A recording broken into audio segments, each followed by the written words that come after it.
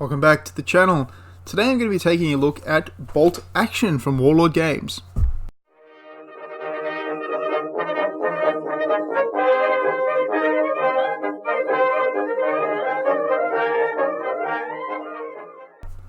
So this is the second edition of Bolt Action. As you can see there, we have our lovely German officer on the front with his STG-44, MP-44, STG-44. I like calling it STG because well, that was the name that Adolf Hitler gave it, and I think that if you're gonna say a German weapon, you should probably use the name that the Germans gave it, at least in abbreviations. Like, you wouldn't say Sturmgewehr 1944, you could just say STG. But yeah, STG-44. So, off on a rant, literally 10 seconds into the video, new record. So, the way these things work, for those who haven't seen them, is that some guys on OnTabletop.com said it'd be cool to have, move the microphone, sorry. Some guys on OnTabletop.com/pieceofwar said that it'd be cool to have some more critical reviews. So I've decided to make this little series of reviewing historical war games. So the way these work are 5 positives, 3 things I'm not so happy about, and 1 thing that makes the game special. So let's get started with positive number 1. Number 1, this is Noob Friendly. That's what I've got written down on my little cheat sheet here. And that's a positive thing. No, that's a positive thing. Positive thing. No, yes, it is. If you've played Warhammer 40,000, Warhammer Fantasy Battles, Lord of the Rings, any of the big workshop games, remember this came out in 2012, I believe. Yes, because our gaming group started about this time this came out. So, if you played any of those, you know how to play Bolt Action, because the system is the same. So, your weapons have a certain amount of dice that they shoot. It's all D6s. You have units. It's not exactly. It's not anything like Warhammer 40,000, but the core elements are the same. I'm going to pick my pen up because I like to have that in my hand because it stops me fiddling. The core elements are the same. If you've never played a war game before, congratulations. This is probably one of the easiest war games to learn, and that's not a slam. Again, it's a fantastic game to get people into the hobby. We've had 6 people come through our local gaming group, and there was a club. Ours is not a club, ours is just a group of guys, but there was an actual proper club just about 20-30 minutes south of us, who have 10 people in the last year have come into Bolt Action and have started gaming because of Bolt Action. So it's a fantastic game for new people to get into gaming and for people to transition away from the 40k stuff, or it's a great game to transition to. If you've played any war game, Bolt Action is going to be so easy for you to pick up because it is so well written. So,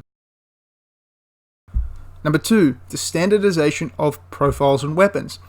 If you have a machine pistol or an SMG, that's the same, no matter if it's a Thompson gun or an MP40 or a PPSH. The weapons are the same. STG-44s, the same as FG-42s. Now, you could say this might be a negative because you're not getting super detailed and historically accurate. I see this as a big positive. Veterans, kill on a 5+, morale 10. There you go. That's veterans. Regulars, kill on a 4+, morale 9. That's regulars. You don't have to go searching through profiles. You literally just have, there you go, there it is. And while it can be nice to have, a strength rating and a toughness and to hit, it's just really, it's nice to be able to relax and go, you know what, I'm going to run my regular army today, so everyone's on a 5+. You can mix and match. You don't generally see a lot of that. It's seen as a bit metagamey, a bit douchey to min-max and sort of, well, I'll make my... It used to be the old thing was you made your mortar teams inexperienced because you could just hide them and use spotters. But now they've fixed that with making the mortar teams that are inexperienced can't use spotters. So they are onto us. They did catch us. As a little special mention here, I'm going to mention that the fact that they listen to the community. So that could be 2.5. This book, 2nd edition here, is pretty much all the home rules we were using for 1st edition.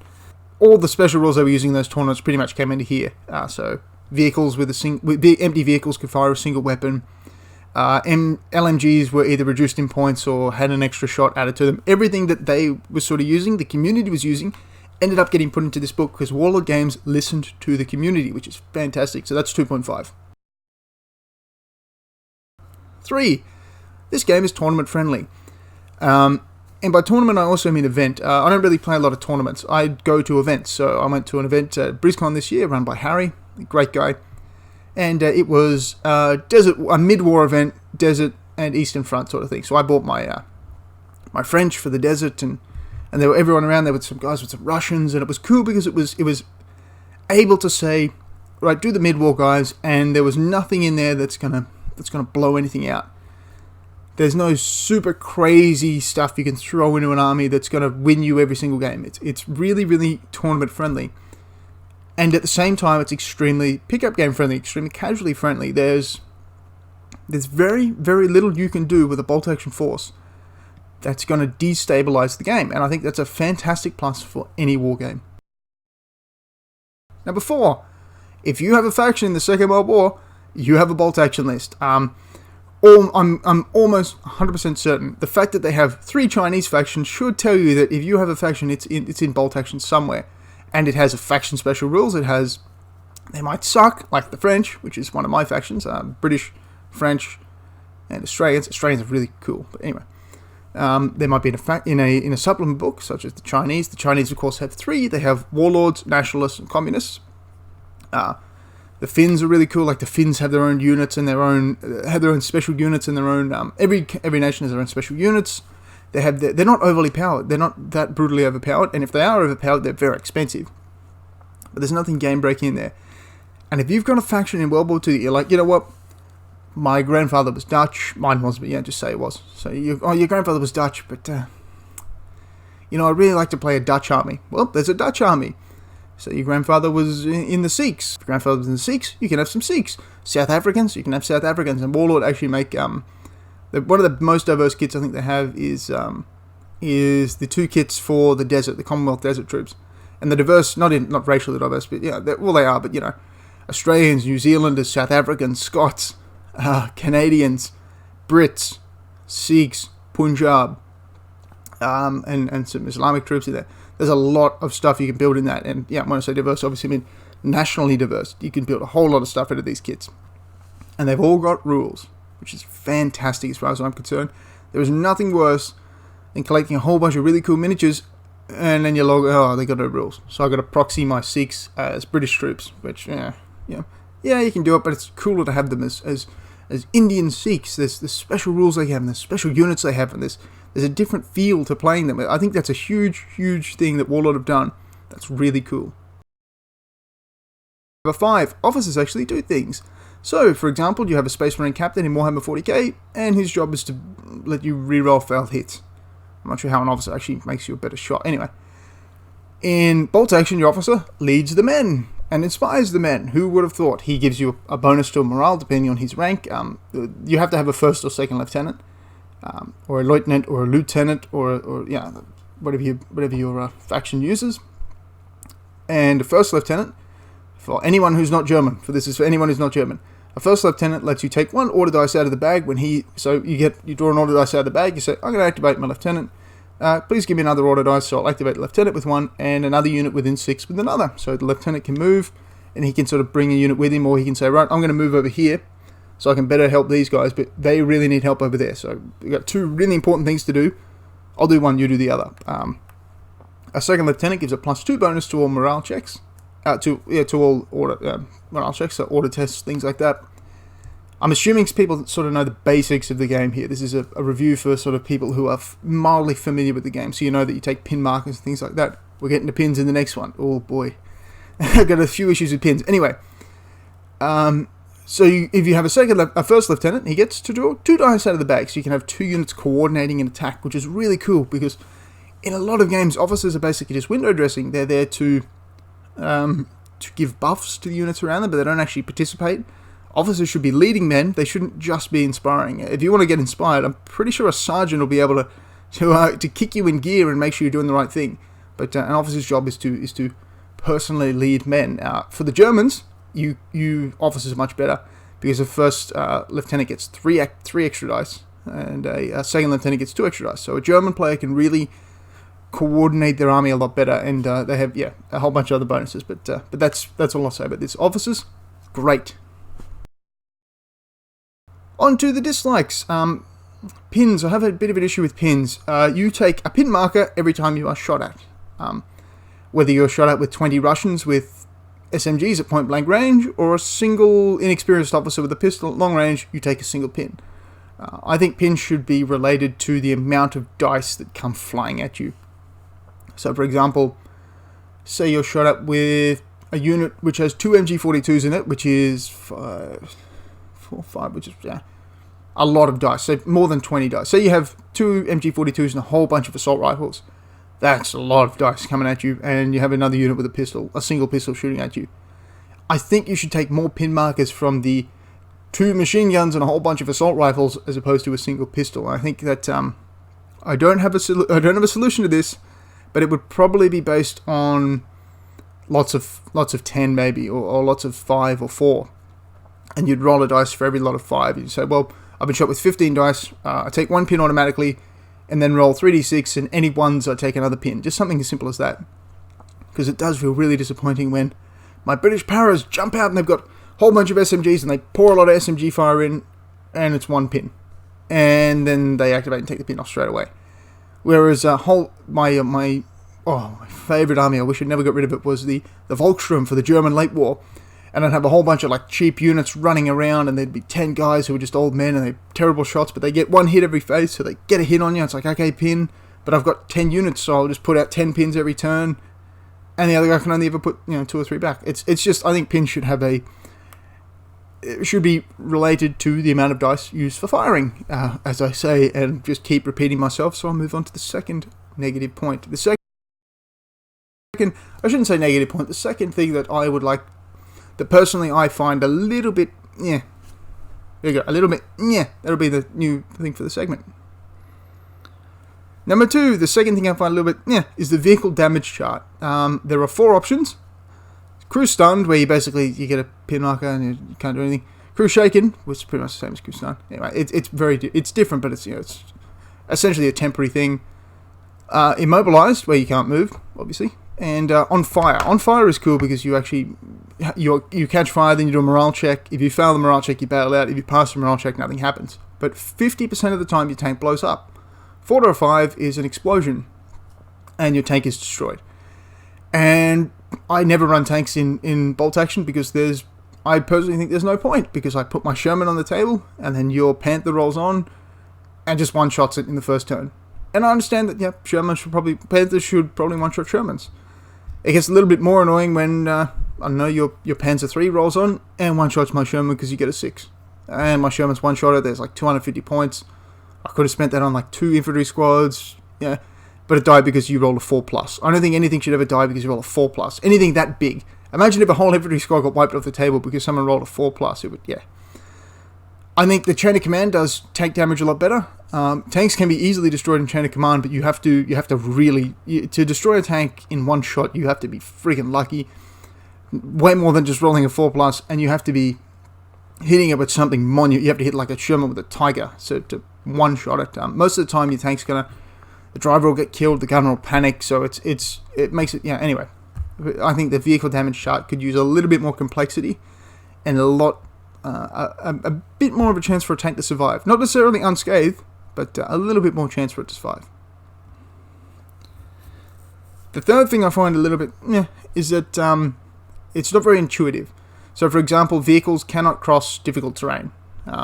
Wheeled vehicles can't cross difficult terrain. So, your Jeeps cannot cross muddy fields. Jeeps can't cross sort of rocky ground, which is the thing they were designed for. So, when I say muddy fields, I mean like just a ploughed field. The Jeeps can't cross sort of like rocky terrain. And it's not just Jeeps, technically motorcycles can't either.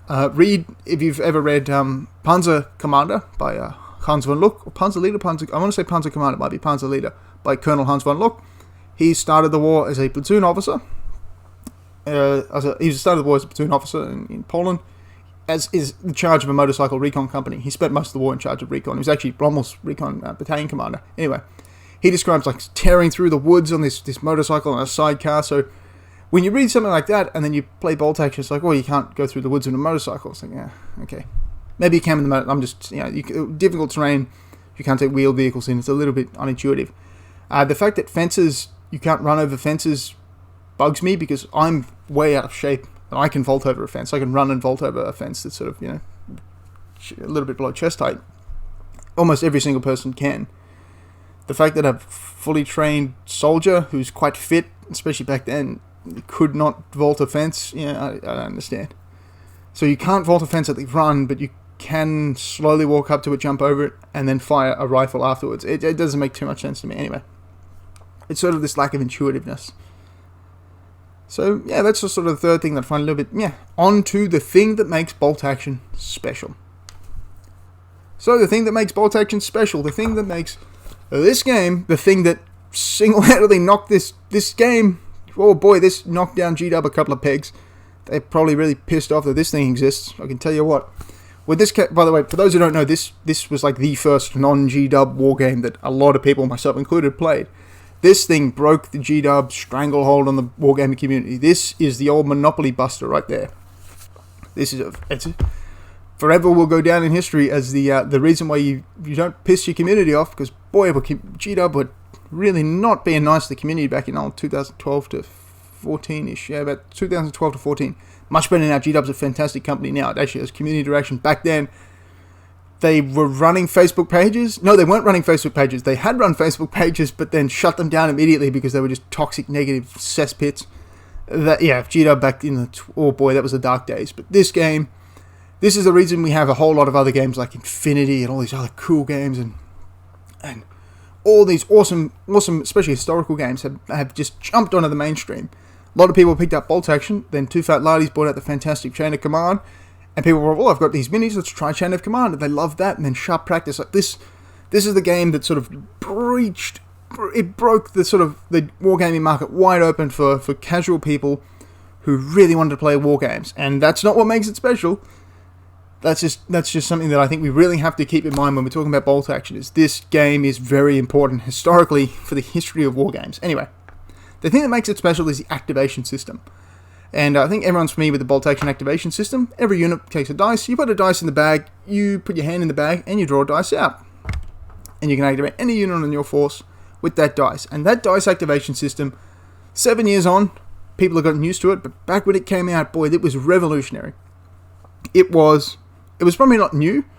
I'm sure someone could find an obscure game where it was used before, but for mainstream popular wargaming, that dice activation system was incredible. Almost every game that G-Dub put out, I've seen it done for I've seen it done for Warhammer Fantasy. People play Warhammer Fantasy with the Bolt Action activation system, and they love it.